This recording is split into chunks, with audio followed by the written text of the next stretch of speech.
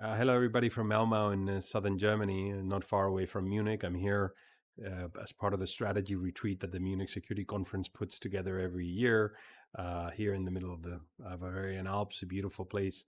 And we've been discussing the state of European security and defense and of also German security and defense in the build up to the actual security conference that will take place in February. And a number of things have stood up for me. First, is the threat perception of European states has radically changed in the past 2, 3 years. This started with the Russian invasion of Ukraine, but I think it's been accelerated by the new administration in the US and the clear messages coming from Washington that they expect Europeans to take care of their own security and to take a much larger share of the burden of European security, not just vis-a-vis Ukraine, but just in general. And for the first time in decades, Europeans are being asked to think and to work towards the provision of full European security. This includes continental defense, and this is extraordinary for Europe. Also, this happens in a moment where the security landscape for Europeans is really worsening. So, a lot of the people here around the room expect either to be real war in the eastern theater of Europe, possibly in the Arctic.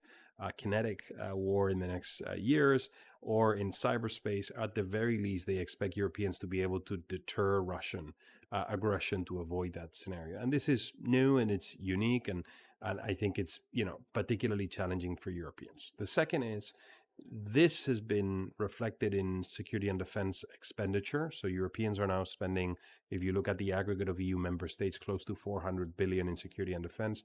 Now there's a lot of inefficiency in this expenditure. So this is, dispersed across 27 member states.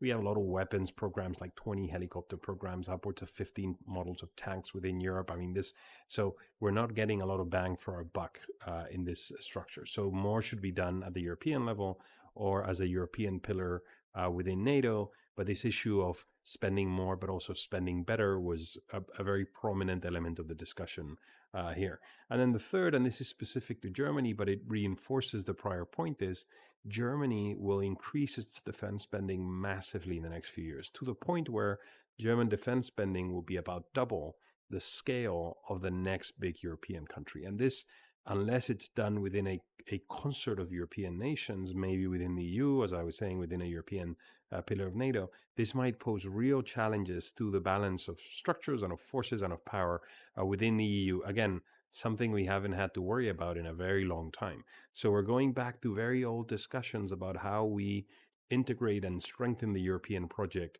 all of us together. So fascinating set of discussions. I think the most challenging security landscape for Europe since the end of the Cold War, most definitely, and a deepening of the challenges in the transatlantic relationship that has a bearing on the security and defense perception across Europe. Thank you, everybody, for listening. Bye-bye from Germany.